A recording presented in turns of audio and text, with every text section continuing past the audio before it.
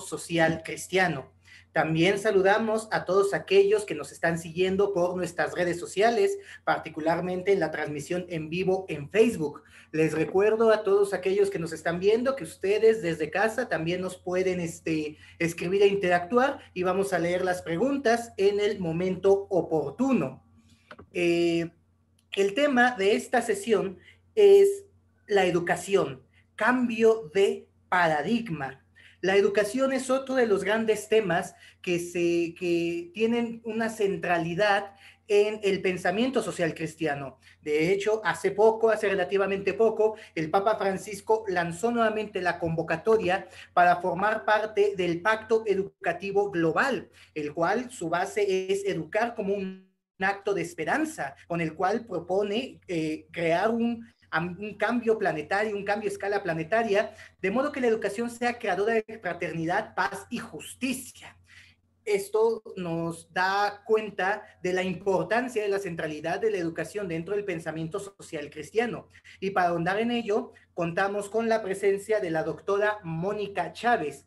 Ella es doctora en filosofía, especialista en educación socioemocional, maestra en teología y mundo contemporáneo, maestra en educación humanística y licenciada en ciencias religiosas por la Universidad Iberoamericana. Es académica de la misma universidad, asimismo como la Universidad Anáhuac y el Instituto Superior de Estudios para la Familia. En 2017 recibió la medalla de oro José Sánchez Villaseñor por sus méritos académicos. Entre sus líneas de investigación se encuentran el humanismo en clave de ciudadanía, el diálogo socrático como herramienta para desarrollar el pensamiento crítico de los estudiantes. Estamos muy contentos, muy contentas de poderte tener aquí en esta noche y sin más preámbulo te cedo la palabra. Muchísimas gracias, bienvenida.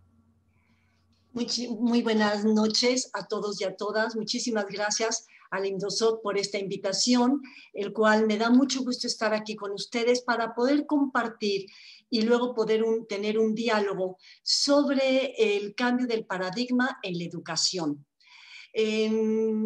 La presentación será primero una situación actual muy breve en donde mencionaré algunos aspectos de qué está sucediendo. Segundo, ¿qué implica el paradigma, esta categoría tanto en las humanidades como en las ciencias sociales? Pero también vamos a ver desde dónde, desde qué criterios hay que proponer estos nuevos paradigmas y luego reflexionar juntos y juntas sobre un elemento del paradigma, porque hay muchísimos y solamente vamos a hablar de la educación para la paz.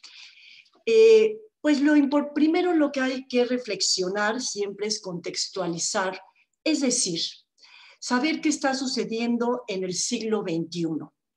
Sabemos que este siglo se ha caracterizado por un incremento sin precedentes relacionado con grandes fatalidades, desastres naturales, terrorismos, crisis económicas, políticas, epidemias, estamos viviendo la pandemia, migraciones, desplazamientos y transformaciones sociales y sobre todo muchas violencias. Sabemos también que hay una crisis planetaria, tenemos que trabajar por la causa del bien común y el Papa Francisco en octubre habló de la brecha educativa que hay a nivel mundial, no solamente en México, por eso se atrevió a decir que había una catástrofe educativa. Sabemos que la pandemia nos ha mostrado la desigualdad en el aspecto económico, político y educativo, no solamente en nuestro país, sino en otros países y en otros continentes. Sabemos que todo esto ha llevado a unas estructuras sociales, económicas del mundo que impide que las personas tengan lo básico para poder vivir, como sería una alimentación, la salud, la vivienda y una educación para tener una vida digna. Es por eso que esto ha llevado a una incertidumbre. No sabemos qué va a suceder. Sabemos que está terminando una era, sabemos que está terminando una época y que se avecina algo nuevo. Hay mucha inseguridad en las personas, en las familias, en las comunidades, y también hay mucha desesperanza, lo cual nos lleva a replantear qué es lo que podemos hacer. La palabra paradigma, y creo que esto es importante para ver lo que está sucediendo en el mundo, la palabra paradigma es un conjunto de cosmovisiones, creencias, experiencias y valores que afectan la forma en la que las personas perciben la realidad y la forma de responder a la percepción. Hay un principio que nos puede iluminar, que es de la forma como yo percibo, produce en mí una emoción y eso produce en mí una conducta. Por eso, cuando hablamos de paradigma, es importante hablar de cuál es la percepción que se tiene hacia uno mismo, hacia los otros, las otras, hacia la naturaleza y hacia algún Dios, el misterio, como lo queramos nosotros denominar. También sabemos que el paradigma es la manera como entendemos al mundo o a nuestra casa común, a los seres humanos, a la naturaleza. Los investigadores en ciencias sociales han adoptado el concepto de cambio de paradigma para remarcar un cambio en la forma en una determinada sociedad para poder organizarse e interpretar la realidad diferente. La pregunta que hay que hacer es, ¿cuáles son los paradigmas dominantes que no han funcionado? Y hoy, ¿cuáles son los nuevos paradigmas que debemos de proponer? El Papa Francisco, como decían en octubre en el Pacto Educativo Global, que nos recomienda participar, dice que todos somos conscientes de que un camino de vida necesita una esperanza basada en la solidaridad y que todo cambio requiere una trayectoria educativa para construir nuevos caminos, nuevos paradigmas, capaz de responder a los desafíos y emergencias del mundo contemporáneo, para comprender y encontrar soluciones a las necesidades de cada generación y para hacer que la humanidad florezca hoy y mañana. Fíjense, en este último párrafo, ¿qué se nos está proponiendo? Que se requiere un cambio de paradigma, pero que tenemos que saber desde dónde vamos a hacer esos cambios para poder responder a los retos y a las necesidades de esta generación y de las próximas generaciones. Por eso, cuando se habla del cuidado de la casa común, no solamente pensamos en cuidar el planeta para nuestra generación, sino para las siguientes generaciones, qué es lo que les estamos heredando. ¿Cuáles son los criterios o desde dónde vamos nosotros a trabajar estos nuevos paradigmas? Creo yo que nos puede iluminar la Laudato Si, Fratelli Tutti, la idea de ecología integral. Ustedes ayer, quienes estuvieron presentes, estuvieron trabajando toda la sustentabilidad y el Pacto Educativo Global, el cual nos habla de que la educación es fundamental para las próximas generaciones. Tenemos que apuntalar, tenemos que señalar qué tipo de educación se requiere hoy y en el futuro. Y también es importante considerar la Agenda 2030 para el Desarrollo Sostenible de la Organización de las Naciones Unidas y sus 17 objetivos que nos ayudan a comprender desde dónde podemos plantear estos paradigmas. No nos va a dar tiempo de ver todo a través de la Laudato Si, de la Fratelli, de la ecología integral, pero solamente retomaremos algunos aspectos.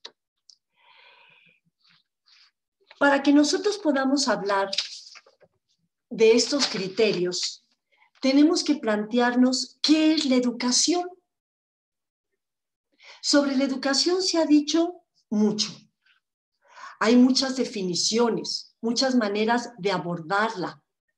Yo quisiera retomar estas dos que nos pueden ayudar. La educación, y esto lo retomo del Papa Francisco, nos dice que en la educación se encuentra la semilla de la esperanza. Una esperanza de paz y de justicia, una esperanza de belleza, de bondad, una esperanza de armonía social. ¿Cuáles son las categorías que se repiten en esta primera? Primero, la esperanza y la paz.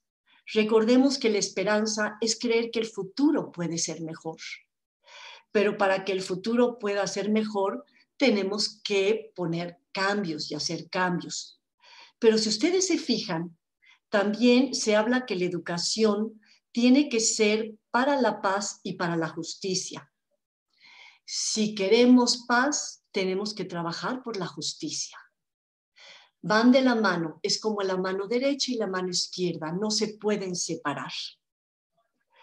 Pero también se nos dice que el centro de la educación debe ser la persona, su valor, su dignidad y su capacidad de relacionarse con los demás, con la naturaleza y con la realidad que lo rodea, rechazando todos aquellos estilos de vida que favorecen lo que el Papa llama una cultura de derroche, una cultura de la muerte, para construir juntos una cultura de justicia y paz. Vale la pena aquí señalar que el centro es la persona y la manera como se relaciona. Por eso se propone una cultura de las relaciones. La manera como yo me relaciono conmigo, con los otros y las otras y con la naturaleza hace que yo tenga un estilo de vida. ¿Cuál ha sido la gran crítica en la Laudato Si sobre la manera como los seres humanos nos hemos relacionado con la naturaleza? La hemos convertido en un objeto. Hemos pensado e imaginado que somos dueños en lugar de considerar que somos parte de la naturaleza y que tenemos la responsabilidad de cuidar nuestra casa común. Por eso es importante aquí señalar la manera como nos estamos relacionando. Y nuevamente vuelve a salir que hay que trabajar para la justicia y la paz. Y el cuidado de nuestra casa común. Aquí les presento los 17 objetivos del desarrollo sostenible. El que me interesa en este momento desarrollar sería el número 4. No podemos hablar de todos porque no acabaríamos, sería todo un curso, un taller.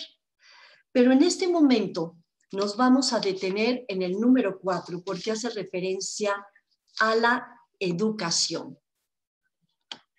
El número 4 señala lo siguiente sobre la educación y vamos a ir viendo cuidadosamente las palabras y categorías claves.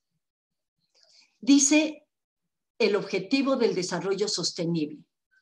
Todos los alumnos y alumnas que adquieran los conocimientos teóricos y prácticos necesarios para promover el desarrollo sostenible, que decíamos que el desarrollo sostenible implica que todos los seres humanos tengan alimento, vestida, seguridad, salud, es decir, derechos humanos.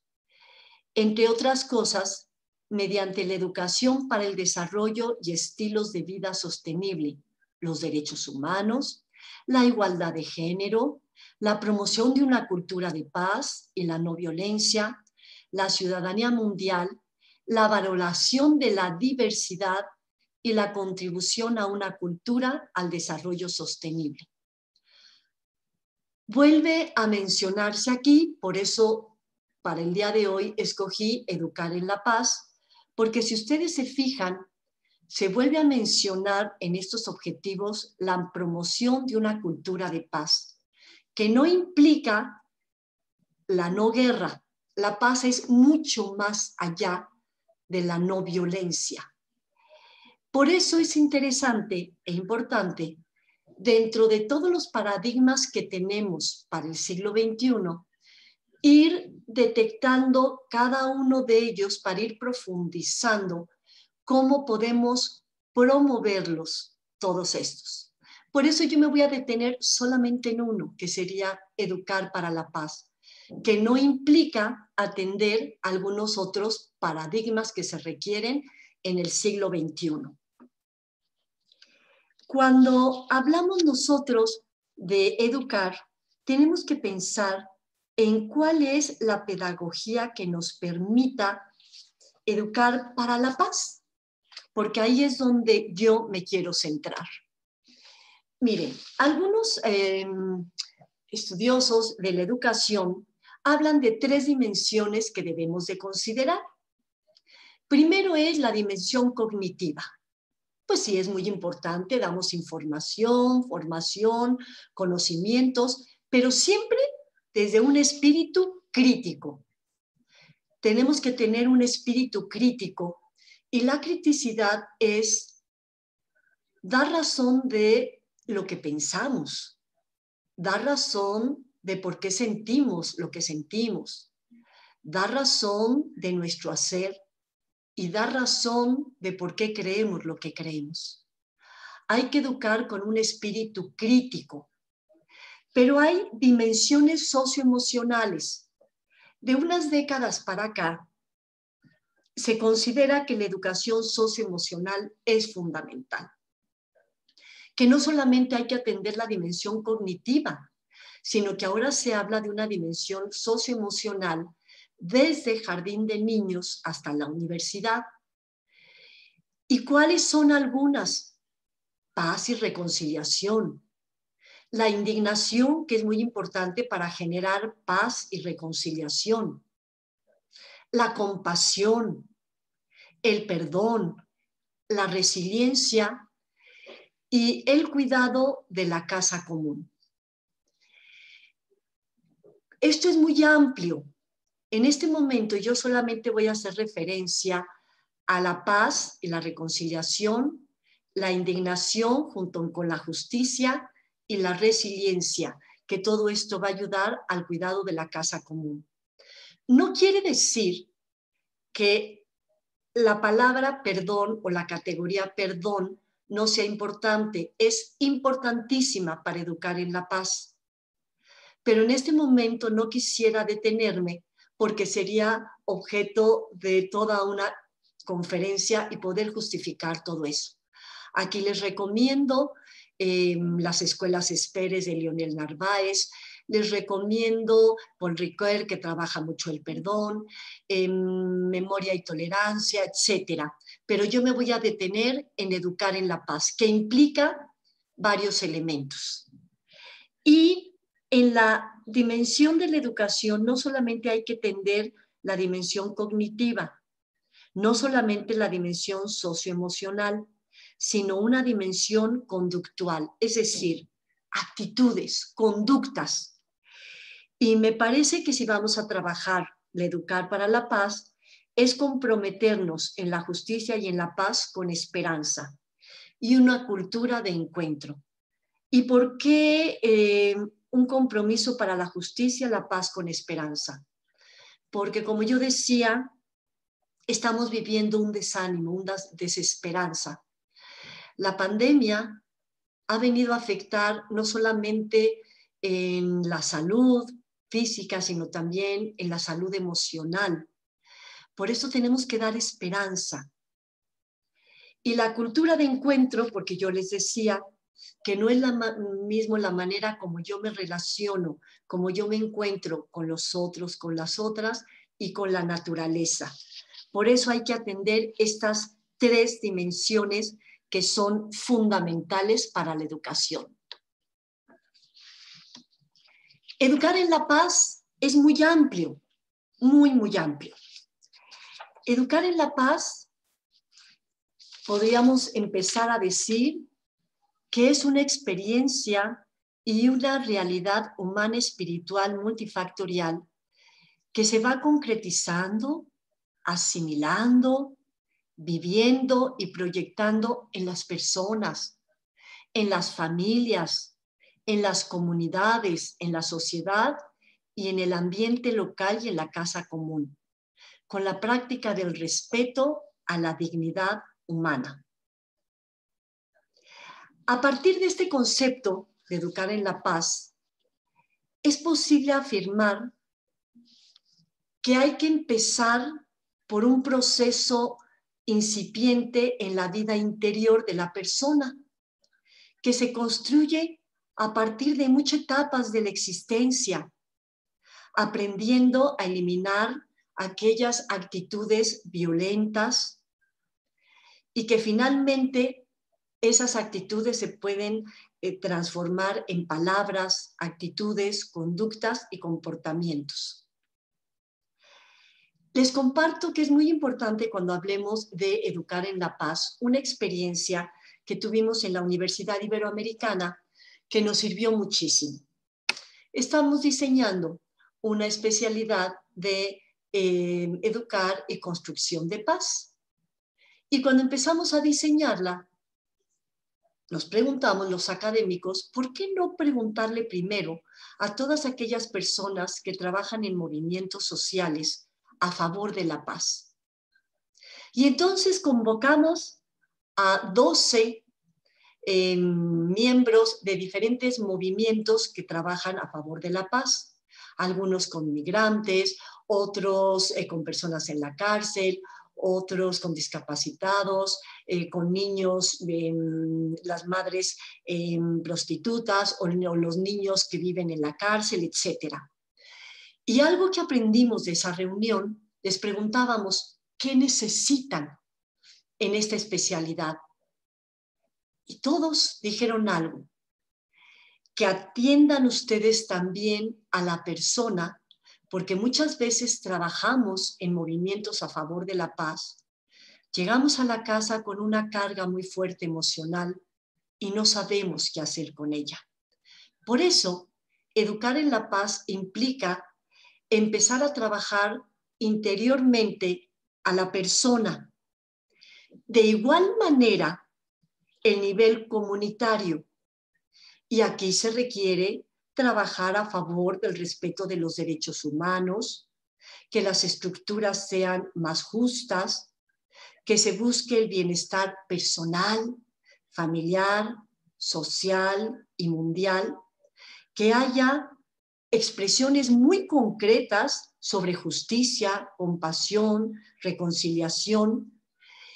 Y algo que es muy importante es considerar que la paz como la reconciliación es una utopía.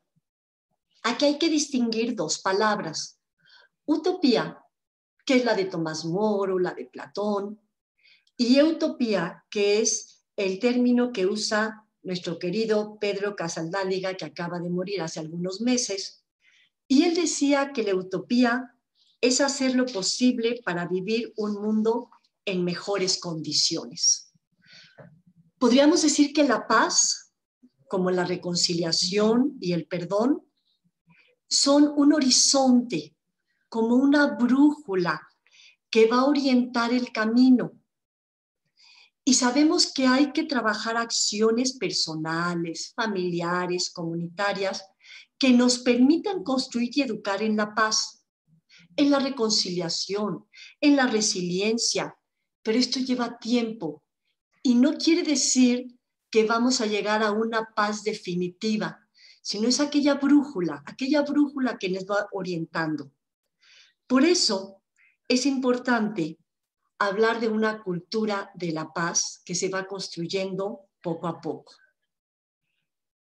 Podríamos también decir que en este educar en la paz es un trabajo, es un proceso educativo que nunca acaba, que no implica solamente alejar a los niños o a las comunidades de la guerra, y no solamente implica poner fin a zonas empobrecidas del planeta, sino es tener una mirada pacífica.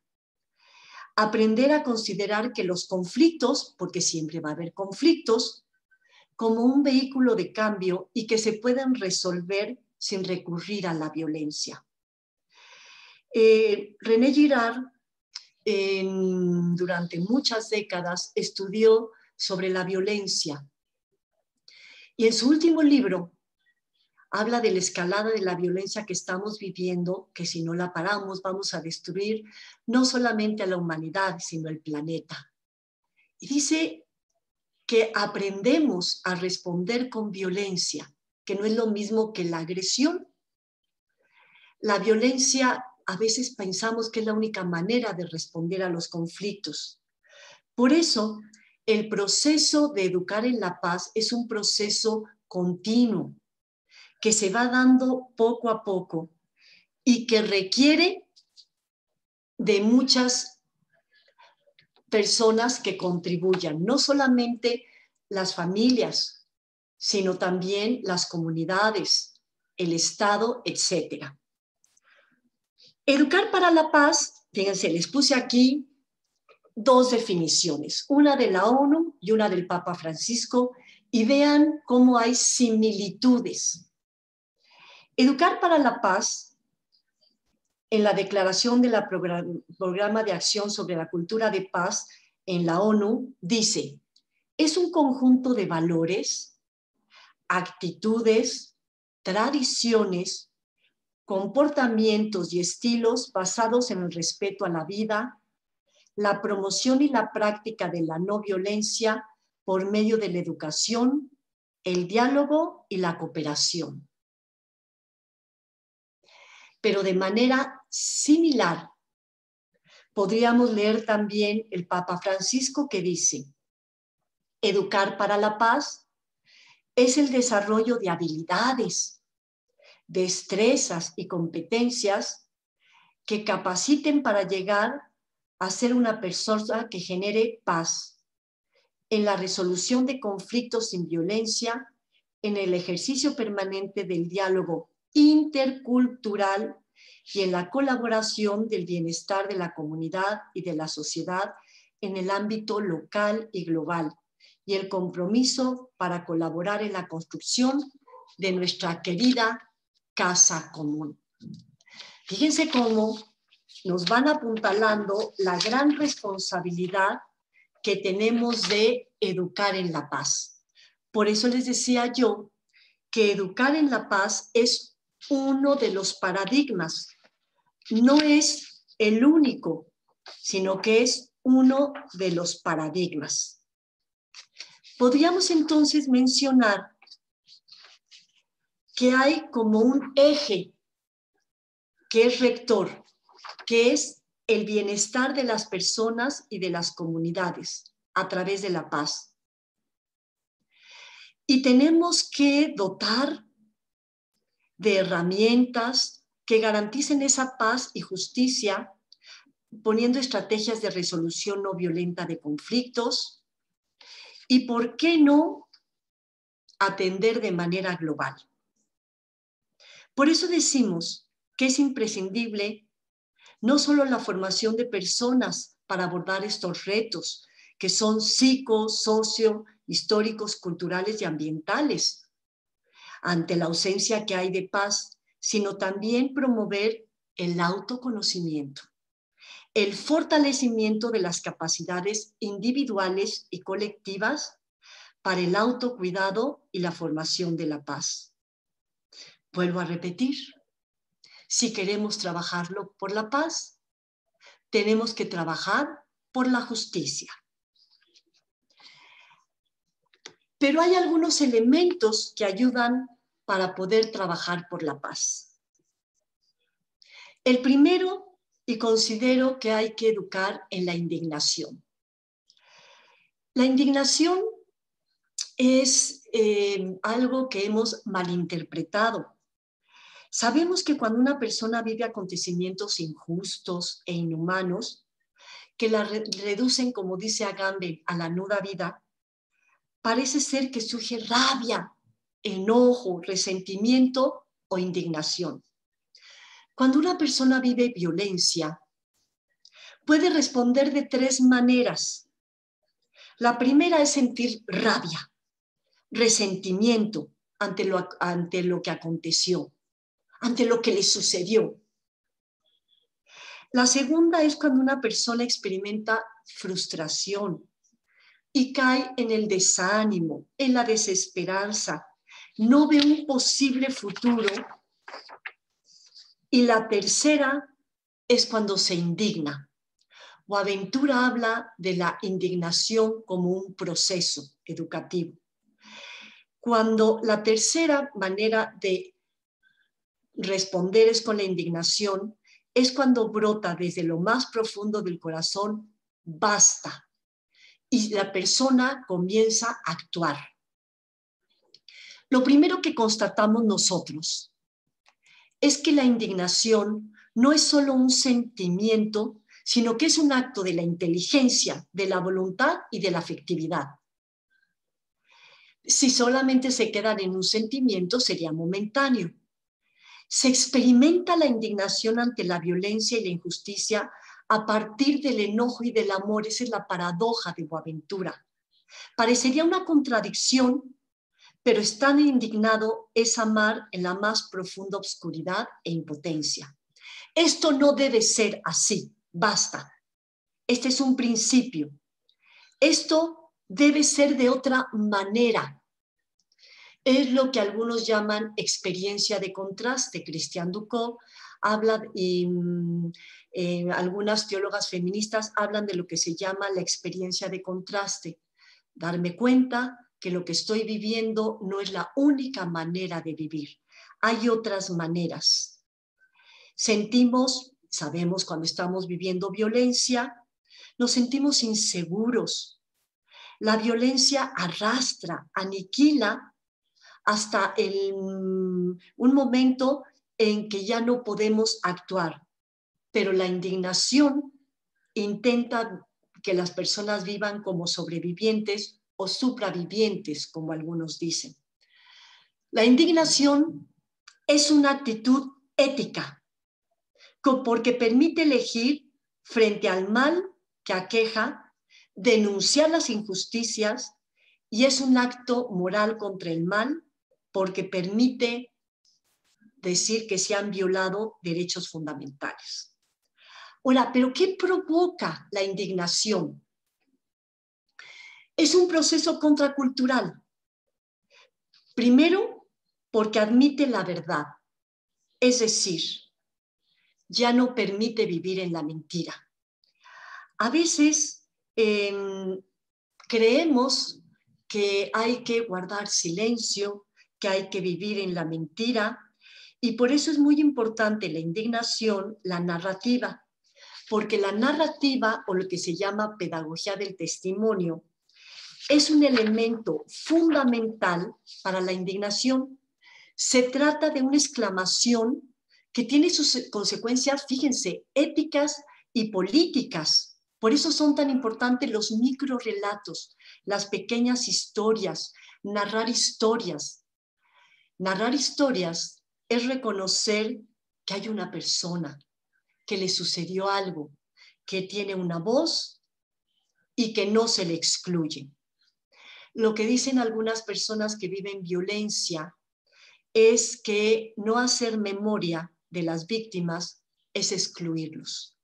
Por eso hay que educar en las narrativas y hay que educar por medio del arte, de la biografía, de los diarios personales, de las cartas. Recuerden ustedes las famosas orquestas de Venezuela, que cuando fui al Mezquital a dar unos cursos a los profesores, aprendí muchísimo cómo las orquestas de Venezuela han sido una inspiración para otros movimientos. Ustedes saben que las orquestas de Venezuela fueron unos jóvenes que se dieron cuenta que había algunos niños de la calle pues que estaban en la drogadicción. Decidieron invitarlos a formar una orquesta, cada uno tenía su instrumento, y entonces los niños empezaron a ir en las tardes, formaron una orquesta y ya llevan varias generaciones en que jóvenes y adolescentes que salen de esas orquestas pueden ser personas para el bien común. Lo mismo me pasó una vez cuando les digo que fui al Mezquital, ver que había una escuela, una orquesta para los niños, para convocarlos, para que pudieran ellos narrar a través del arte.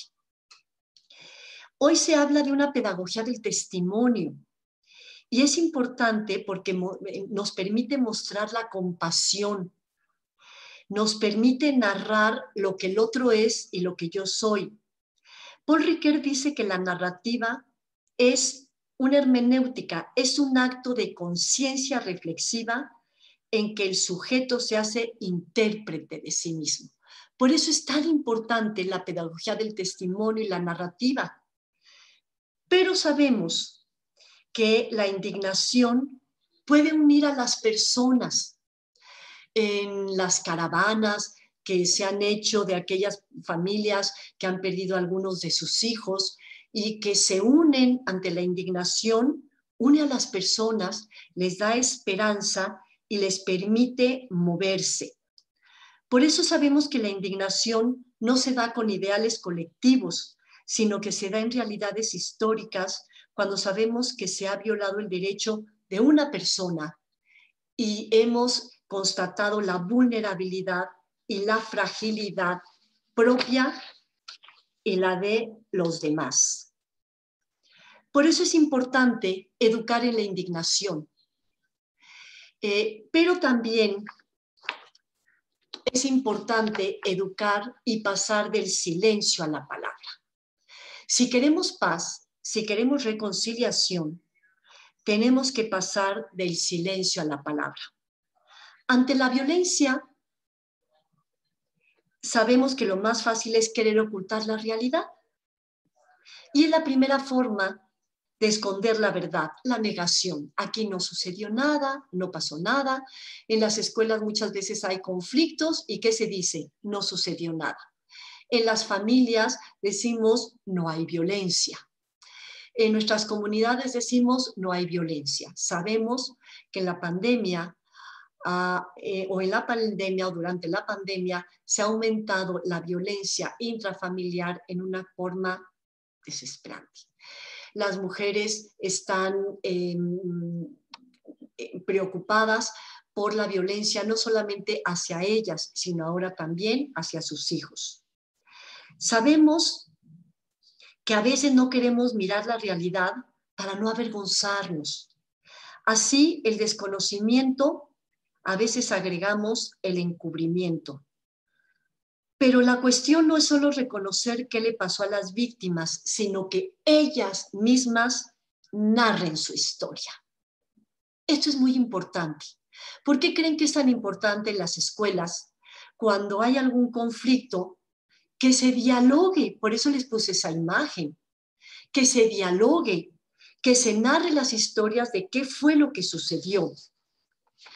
Por eso es importante narrar lo que sucedió, aceptar lo que sucedió y hacerlo en comunidad. Pero Agamben se hace una pregunta muy interesante y dice, ¿quién es la persona interesada o adecuada para poder pasar del silencio a la palabra? Y dice, aquellos que han vivido la violencia. El problema en México es que muchas de las personas que han vivido violencia están desaparecidos o ya murieron y no pueden narrar sus historias. Por eso ahora tenemos que acompañar a sus familiares para que ellos narren las historias y eso es educar en la paz. En una escuela que tuve la oportunidad de ir y hablar de estos temas, me decían que es una comunidad en donde los niños viven la experiencia de que sus padres, muchos de ellos están desaparecidos o muchos están muertos. Y decían, ¿cómo ayudar a que esos niños narren sus historias y que digan que eso está sucediendo? Por eso hay que acompañar a las víctimas, porque a veces la violencia no les permite hablar, les permite solamente tener miedo. Hay que acompañarlas para que ellas puedan narrar, pero para que alguien pueda hablar se requiere de un interlocutor. Se requiere de una persona que sepa escuchar la historia, que la respete, la acoja. El acto no significa justificar o excusar, pero sí recordar para que no vuelva a suceder. Y esto permite que las personas reconozcan los hechos. Es importante reconocer y pasar del silencio a la palabra porque está demostrado emocionalmente que cuando una persona vive violencias, una familia o una comunidad, la violencia fragmenta a la persona. Ella es incapaz de hilar en una narración los hechos que sucedieron.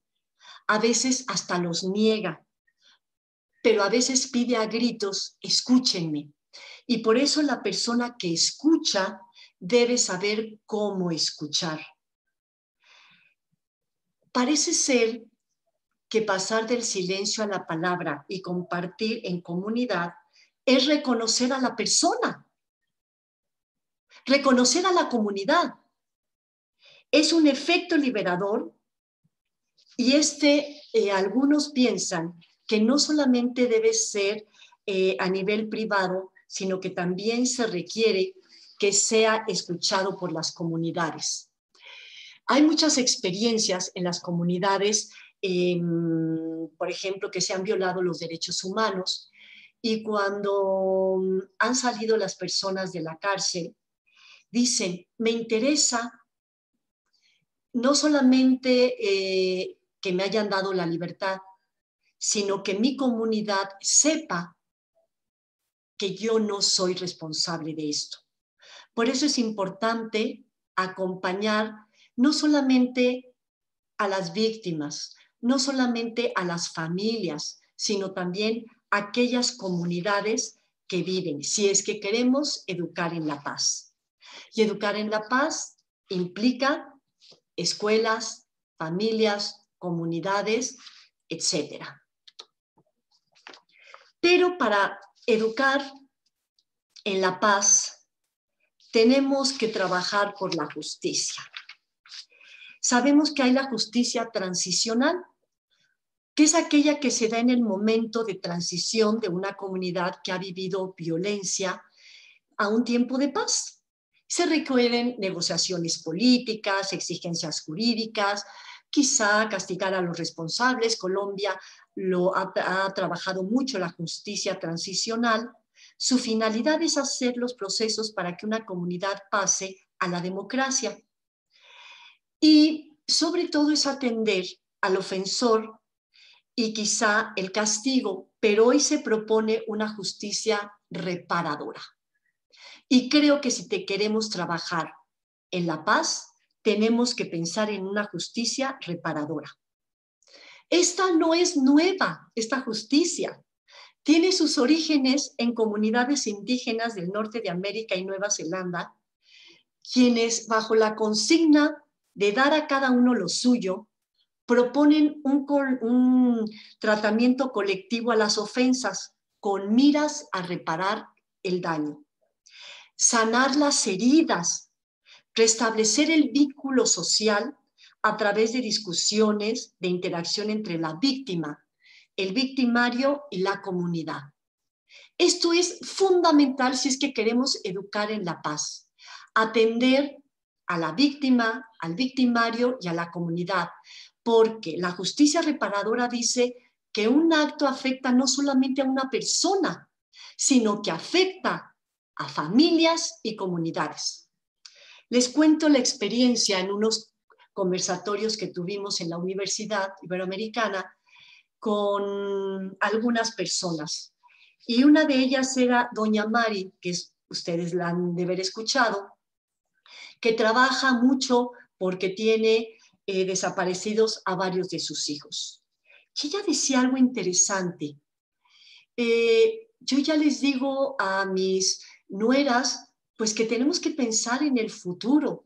Dice, pero me preocupan mucho mis nietos, porque mis nietos son hijos de desaparecidos. ¿Cómo los vamos a educar? ¿Cómo van a crecer? Doña María a mí me enseñó muchísimo porque me ayudó a pensar que hay que atender a la víctima, al victimario y a las comunidades que quedan dañadas, fragmentadas, dolidas. Y esto es educar en la paz. La justicia reparadora como les decía yo, trata de reintegrar a la sociedad, busca una reconciliación personal y social a través de muchos mecanismos. Y algunos piensan que es muy importante aquí no solamente restaurar los daños, sino hablar del perdón. Yo no me voy a detener en el perdón, pero les recomiendo que vean videos de Leonel Narváez, que él es muy interesante. Leonel Narváez es un colombiano que lo hemos invitado varias veces a la universidad. Él fue mediador entre la guerrilla y el gobierno en Colombia. Y dice que se dio cuenta de algo, que no era suficiente las negociaciones, que había que hacer algo más por las comunidades. Se fue a estudiar un doctorado y de manera interdisciplinaria se reunía, él cuenta, cada jueves con abogados, sociólogos, psicólogos, psiquiatras, él es filósofo y teólogo, para pensar y repensar cómo educar en la paz y en la reconciliación. Y se dieron cuenta que había que educar en el perdón. El perdón, el cual se ha trabajado mucho, él regresando a Colombia fundó las escuelas Espere, que está en varios países, en México también, pero hoy se ha trabajado mucho sobre el perdón. Pensemos en Francisco de Roa, también en Colombia, que trabaja mucho sobre el perdón. En Barcelona también, algunos trabajan todos estos temas. No me detengo, pero sí creo que es un tema que hay que continuar y seguir tratando. La justicia restaurativa trata de restablecer la justicia y la paz, restablecer la dignidad, las relaciones humanas que están muy lastimadas. Y no se trata de justicia o paz, sino de justicia y paz. No son excluyentes. Ya decía, creo que San Agustín, ¿quieres paz? Trabaja por la justicia.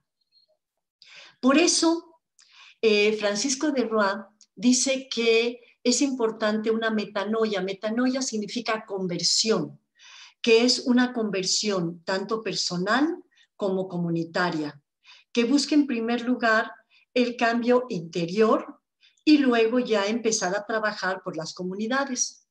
Él tiene toda una comunidad allí en Colombia que trabaja restaurando la paz en comunidades y siempre les dice a aquellos que van a ir a las comunidades, dense un tiempo para meditar antes de ir a trabajar por las comunidades. Y entonces él habla de eso, de la metanoia personal y la metanoia social. Pero también creo yo que la justicia reparadora tiene que ver con la justicia compasiva. La palabra compasión también hay que ir al origen etimológico.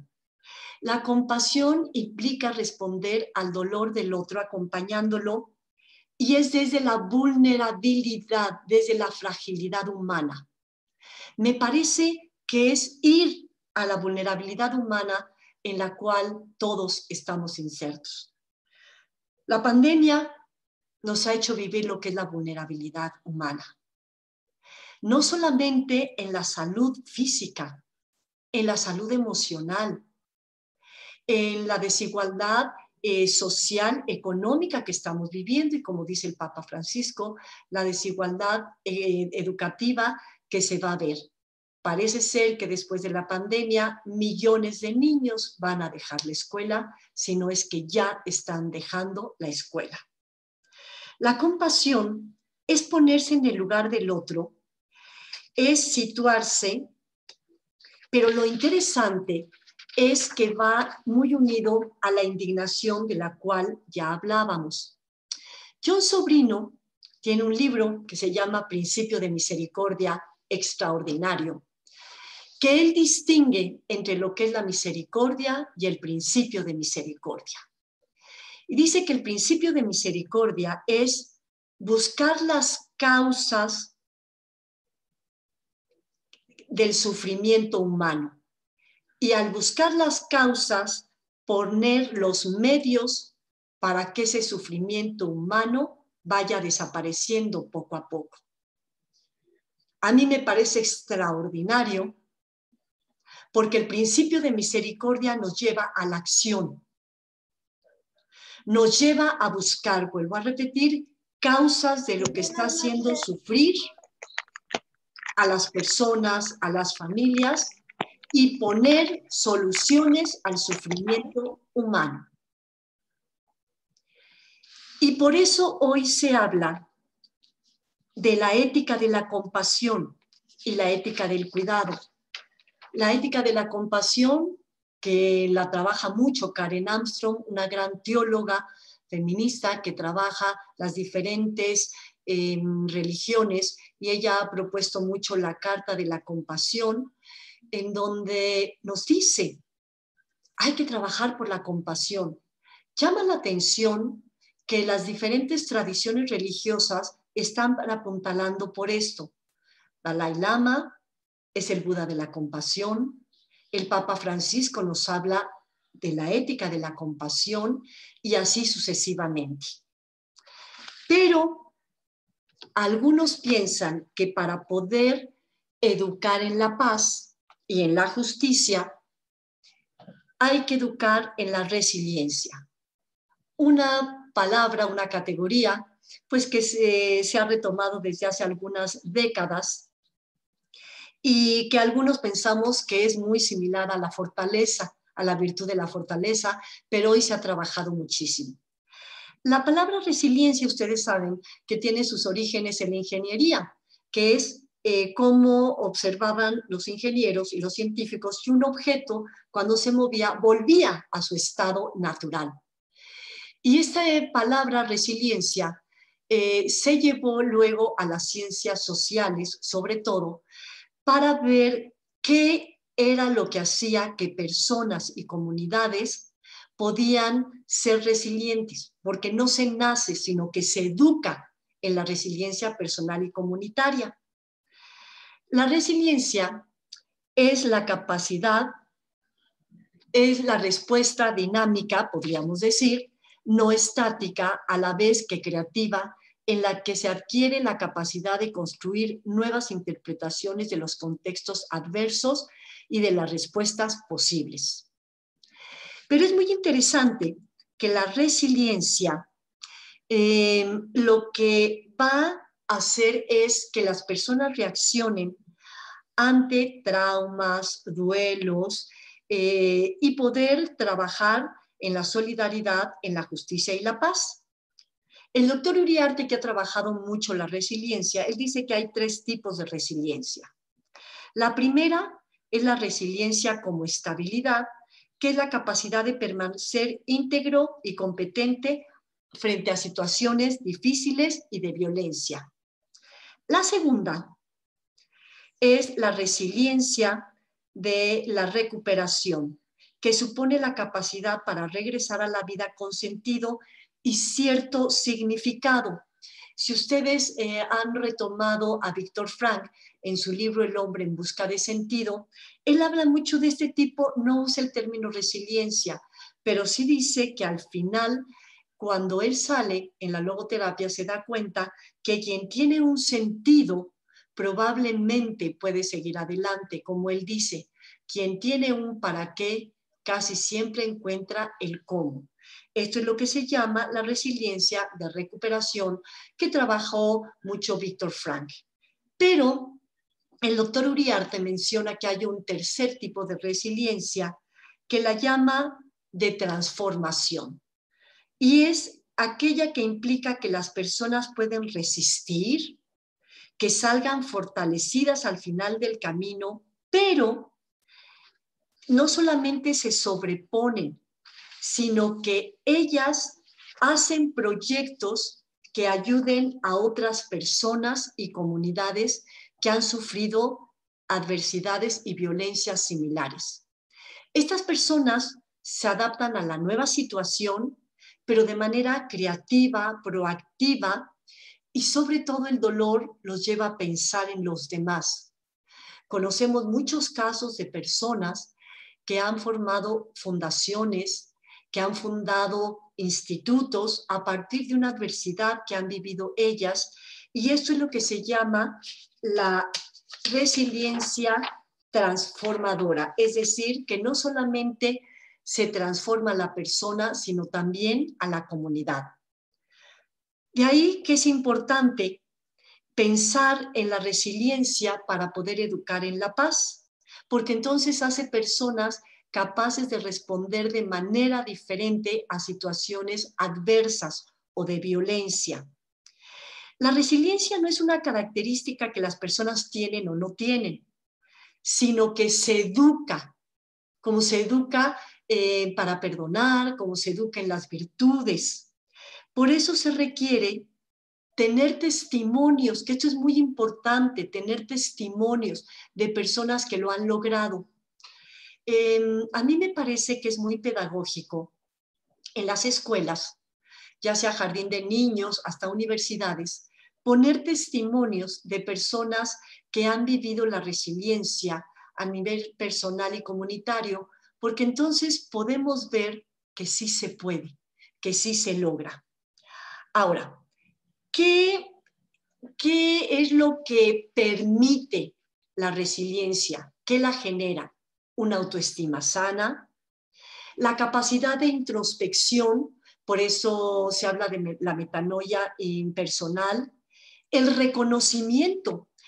Algunos autores hablan mucho de la necesidad del reconocimiento. Pensemos en Honeth, pensemos en el mismo Hegel, pero pensemos también en el Papa Francisco, que dice la necesidad de reconocer al otro como una persona única. La independencia, el manejo emocional, una distancia emocional y física, la capacidad de relacionarme, los lazos de intimidad con otras personas y tener sentimientos de esperanza. Pongo el ejemplo de la pandemia, que es lo que estamos viviendo y nos hace sentirnos muy vulnerables. En las escuelas estamos preocupados, desde jardín de niños hasta las universidades, que los alumnos están viviendo una gran depresión. A pesar de que entran a las clases en las computadoras, o a veces están viendo en la televisión o están en una comunidad atendiendo, están viviendo una gran depresión. Por eso se nos está recomendando a los profesores que propiciemos lazos de intimidad, que tengamos sentimientos de esperanza, porque no solamente es darles información, sino que hoy se requiere ayudarles a que sean unas personas que puedan salir adelante y que vean esperanza. ¿Cómo podemos generar esperanza cuando en un grupo, que me acaba de suceder, hace 3 semanas a una alumna se le muere su abuelo de COVID? Y hace una semana la misma alumna me dice: Mónica, ¿puedo faltar a tu clase? Acaba de fallecer mi papá. Ante estas situaciones de vulnerabilidad, creo que es importante educar en la resiliencia personal y comunitaria. Ahora, ¿qué genera la resiliencia? Genera creatividad, genera la capacidad de crear orden, belleza, finalidad a partir del caos, genera pensamiento crítico, se busca cómo enfrentar esas adversidades y cómo cambiarlas.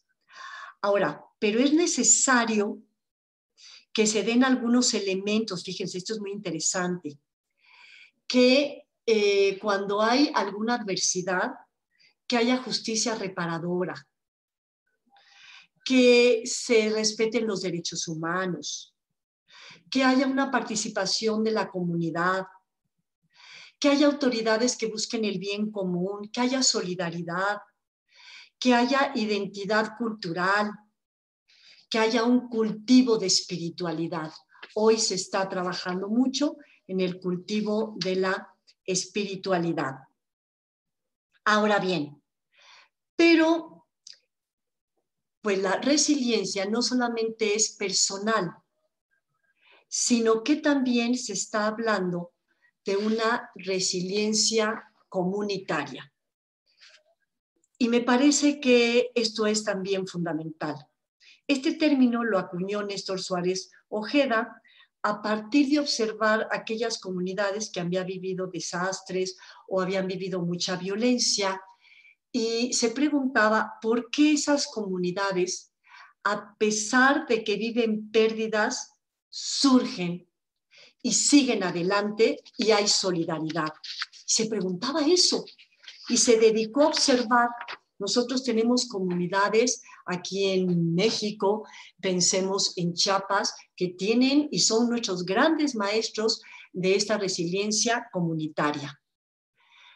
La resiliencia comunitaria es la capacidad por parte de una comunidad, que puede ser una familia, puede ser unos vecinos, puede ser un barrio, puede ser una alcaldía o puede ser una comunidad más amplia, de detectar y prevenir adversidades, la capacidad de absorción de una adversidad impactante y la capacidad para recuperarse tras un daño.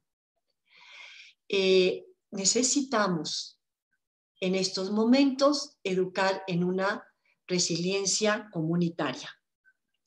Esta se construye día a día. Esto es lo que es interesante. Cuando las personas se preocupan y se ocupan por los demás, para resolver los conflictos sin violencia, para buscar el bienestar de la comunidad o de la casa común. Hemos visto muchos ejemplos de solidaridad en la pandemia. Personas que aunque no son del sector salud, están atendiendo. Personas que están atendiendo a los enfermos, que están atendiendo a sus familias. Y me parece que esto es fundamental. Ahora, la resiliencia comunitaria también requiere de una autoestima colectiva, un sentido de pertenencia a una comunidad, que haya una identidad cultural que va a implicar costumbres, valores, danzas, canciones, ritos, para que se pueda participar en comunidad y el respeto a los derechos humanos y que las autoridades vivan un servicio. Si algo nos enseñó el Vaticano II es que la autoridad es una autoridad de servicio, que busque el bien común y cultivar, vuelven a repetir, la espiritualidad y que no haya impunidad.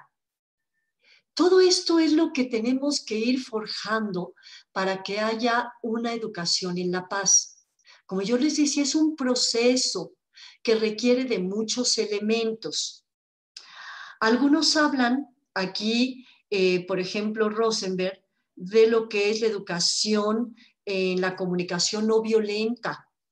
Se los recomiendo porque él trabajó en comunidades de mucha violencia y propuso lo que llama la comunicación no violenta, que es, dice, escuchar las necesidades de los demás, sentir empatía, y él habla de la escuela de la comunicación. Y también creo que es importante educar en la pedagogía del testimonio y de la memoria. El Papa Francisco nos acaba de resaltar que no olvidemos la memoria, no olvidemos el testimonio. ¿Y por qué no pensar en una ética del cuidado? Ustedes saben que no es lo mismo una ética del deber que una ética del cuidado.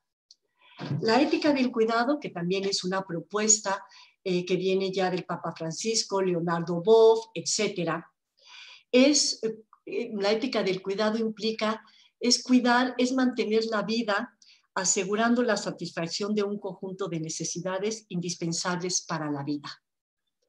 Pero no solamente para la vida de los seres humanos, sino para la vida de todo el planeta. Por eso yo decía que educar en la paz implica mucho más. Esta se va a basar en la comprensión del mundo como una red de relaciones en la que nos sentimos inmersos y donde surge un reconocimiento de la responsabilidad hacia los otros y la naturaleza.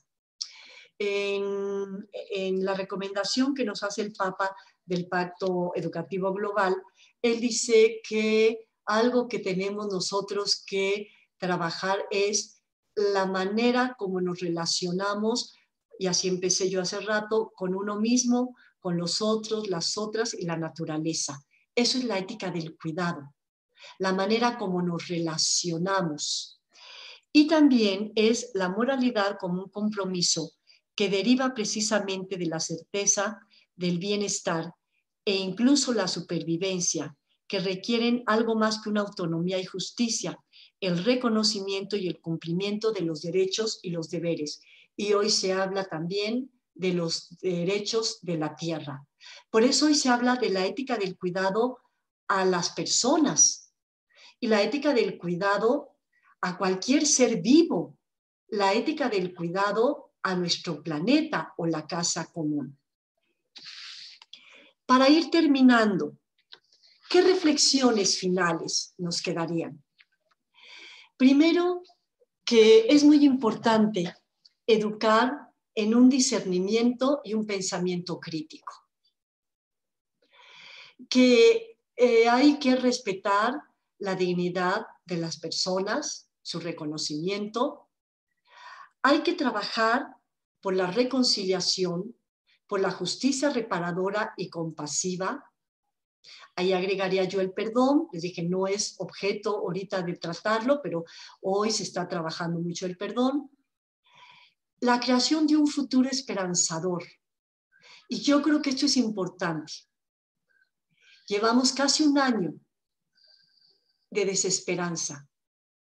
¿Qué vamos a hacer para provocar la esperanza y regresar con un futuro esperanzador? Colaborar con el cuidado de la casa común, formar personas conscientes, comprometidas y solidarias en la problemática de su entorno inmediato, desde los diferentes saberes interdisciplinar. Hoy, una de las grandes propuestas es educar en lo interdisciplinario. La realidad no se ve desde un saber. Hoy se habla de los diferentes saberes. Y, ¿por qué no hablar de una ecología integral? Quisiera yo terminar con una frase del Papa Francisco que dice así: porque la paz real y duradera solo es posible desde una ética global de solidaridad y cooperación al servicio de un futuro plasmado por la interdependencia y la corresponsabilidad entre toda la familia humana. Muchísimas gracias. Muchísimas gracias a usted, doctora Mónica Chávez, por esta magistral exposición. Aprovecho para recordarle a aquellos y aquellas que nos están viendo a través de nuestras redes sociales, particularmente la transmisión en vivo en Facebook, que pueden escribir su pregunta en la caja de comentarios y la formularemos a su debido tiempo. Antes de ceder la palabra a los asistentes, voy a permitirme leer algunas de las preguntas que se han puesto en el chat y comentarios también. Pregunta Francisco Morales López: narrar historia también es generar memoria, evitar el olvido. Las comunidades religiosas han sabido desarrollar las dimensiones que usted indica, pero ¿cómo se puede involucrar a la academia tradicional en estas nuevas propuestas de procesos educativos?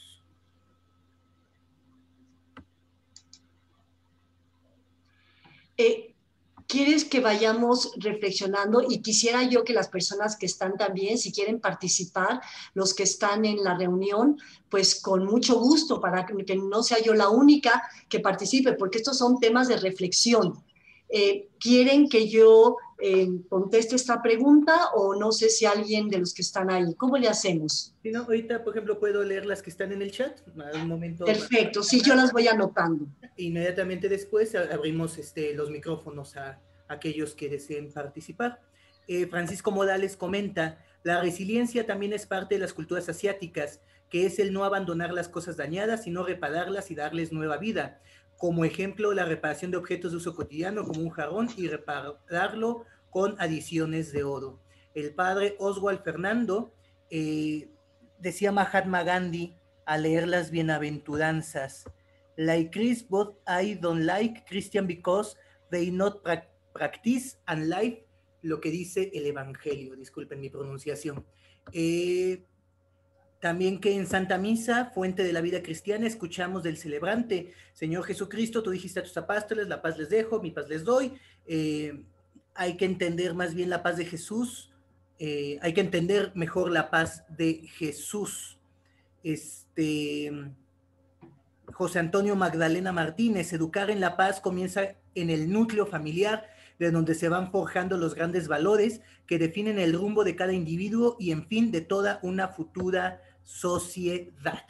Entonces, si gusta comentar, y ahorita abrimos y moderamos las participaciones de los otros participantes. Claro, muchísimas gracias a sus comentarios y a sus preguntas, porque lo único que yo hago es poner en la mesa el tema para que podamos seguir reflexionando entre todos. De eso se trata estas semanas de academia. Creo que la primera las voy a ir comentando, nada más comentando en el orden en que se fueron presentando.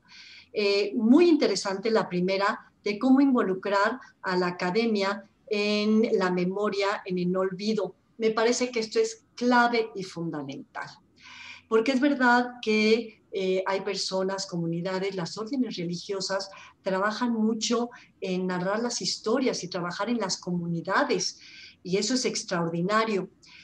Algunas escuelas, les puedo decir, estamos trabajando en esto, en la narrativa, como un elemento pedagógico, porque la narrativa es fundamental y es empezar a narrar la propia historia, es empezar a narrar la historia de nuestras familias, es empezar a narrar la historia de nuestras comunidades.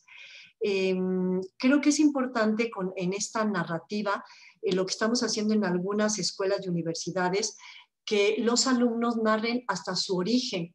Muchas veces no saben ni siquiera su origen, no saben su árbol genealógico, de dónde vienen sus ancestros tan importantes. Se está utilizando algunas cuestiones pedagógicas. Les cuento de una escuela que en tercero de secundaria hace algo extraordinario para la narrativa. Les pide a los alumnos un gran proyecto, que durante todo el año van a narrar, van a averiguar primero su historia personal y que tienen que preguntarle a sus ancestros, a sus abuelos, bisabuelos, de dónde vienen. Y que luego van a contar la historia de sus ancestros, la historia de lo que vivieron y la historia actual. Y me parece que esta narrativa es fundamental, porque sí hay que ponerla como un elemento.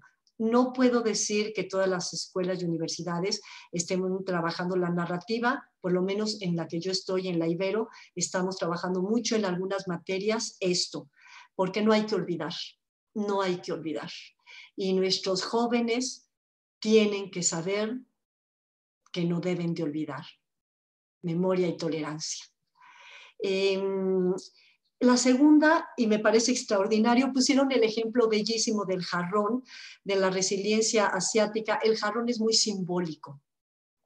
Ese es de veras un ritual extraordinario que tienen ellos y tenemos grandes ejemplos. Yo puse ejemplos, claro, de aquí de América, pero es verdad que tenemos culturas en Asia en donde la resiliencia la han trabajado desde hace muchos años. Y hay que tener rituales, hay que tener costumbres, y eso del jarrón es extraordinario, es algo muy simbólico. Y luego es verdad que hay que retomar, y hay que retomar el Evangelio que nos habla de la paz, las bienaventuranzas. Si nos vamos a las bienaventuranzas, pues sabemos que las bienaventuranzas, hay dos palabras que se repiten una y otra vez, es la paz y la justicia. Eso llama mucho la atención, y es verdad, ¿no? Y también, pues sí, la educación empieza en la familia. Y por eso algunos nos preocupamos y nos ocupamos por las familias. Ahí empieza la primera experiencia. Está demostrado que los primeros años, la experiencia que se tenga en la familia es fundamental para la adolescencia y luego para la vida adulta. Por eso hay que trabajar con las familias. Hay escuelas de padres, hay instituciones, yo sé que hay órdenes religiosas que trabajan mucho por atender a las familias. La preocupación que tenemos en México de manera especial es que en nuestras familias se vive mucha violencia y la violencia se ha incrementado en una forma extraordinaria. En el DIF, que tuve el gusto de trabajar ahí con ellos, aprendí mucho del DIF en Cuernavaca y en Toluca, y me decían que los niños ya llegaban muy lastimados, y niños a lo mejor de 3, 4 años por la violencia. Por eso sí creo que hay que trabajar mucho por las familias. Y también hay que trabajar por las escuelas, porque muchas veces los niños, el único espacio que tienen para vivir algunos valores es la escuela. Cuando vino la pandemia, y no sé si vieron la preocupación de muchos maestros que decían, los niños, sobre todo en algunas escuelas, dicen, el único lugar donde viven una relativa paz es en las escuelas. Ahora resulta que la violencia que viven en la familia va a ser las 24 horas. Hay que trabajar mucho por nuestras familias. Coincido totalmente.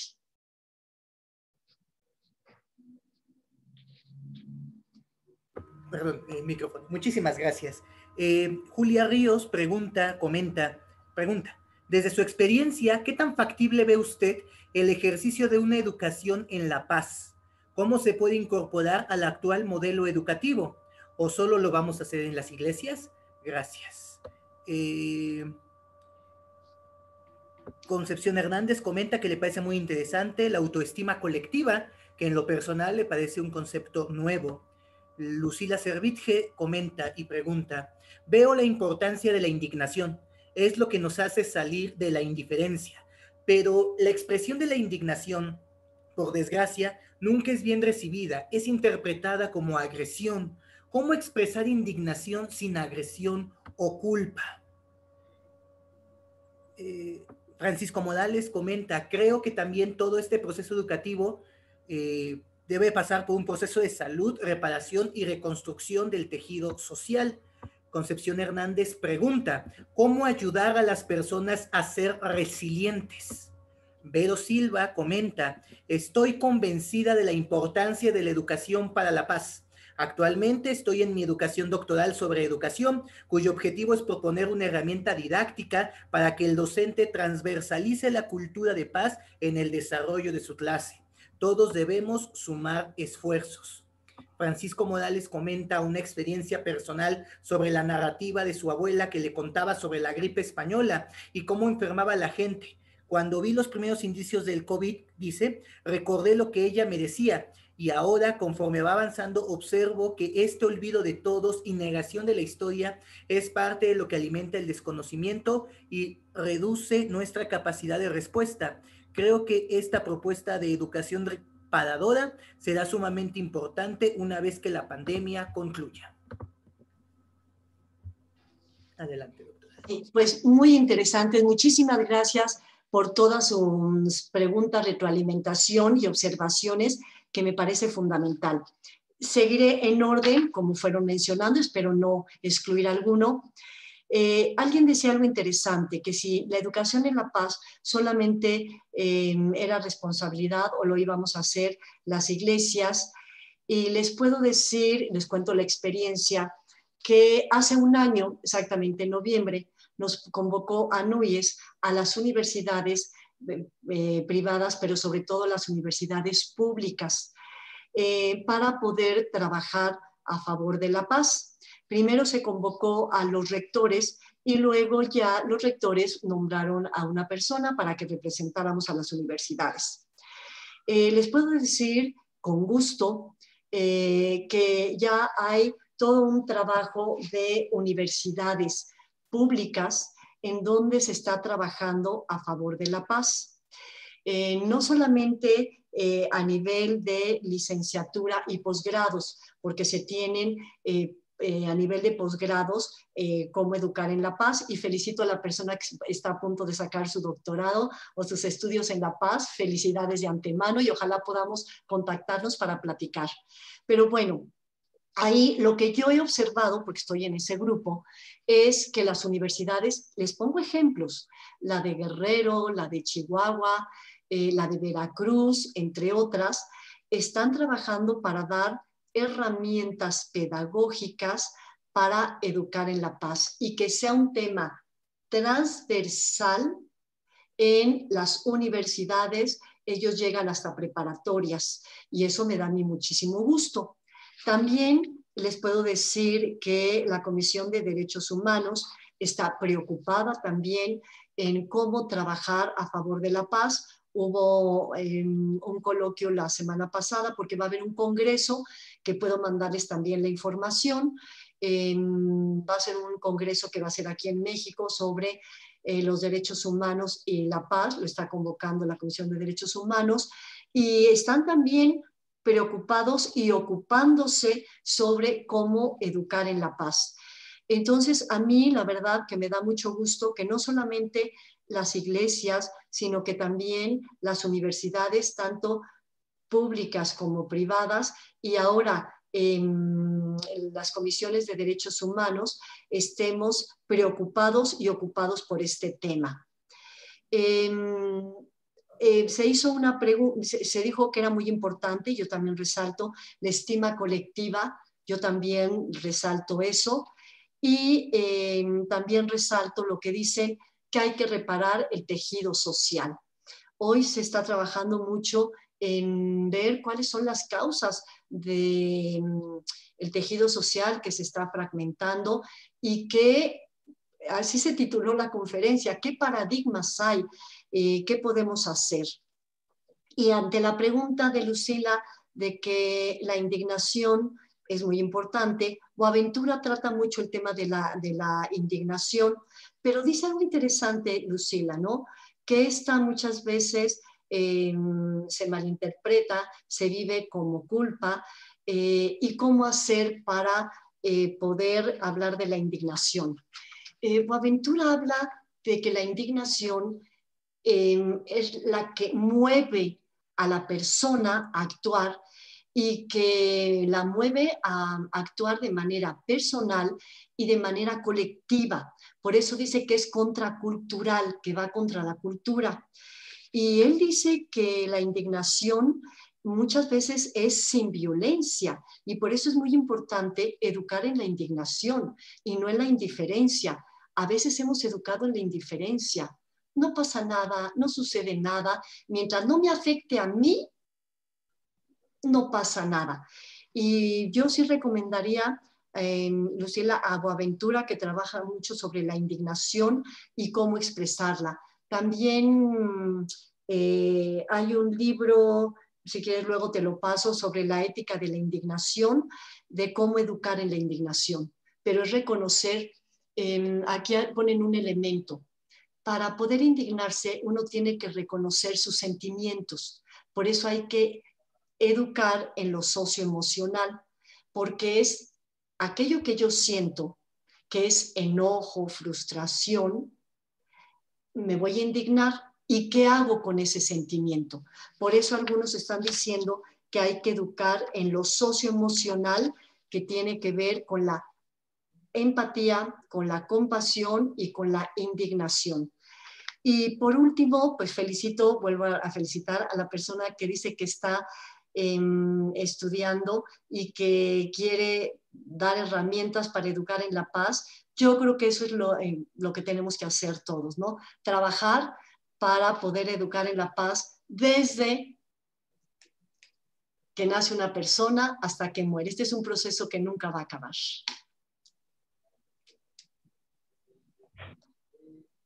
Muchísimas gracias, doctora. Agradecemos la participación de todos y cada uno de ustedes.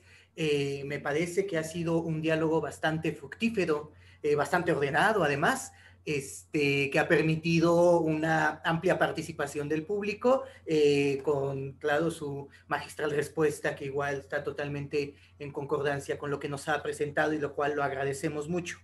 lamentablemente, pues el tiempo ha llegado a su fin. Entonces, pues no me queda más que agradecer nuevamente a la doctora Mónica Chávez. En verdad, muchísimas gracias por su presencia en esta noche. Agradezco también la participación, la presencia de todas y de todos cada uno de ustedes.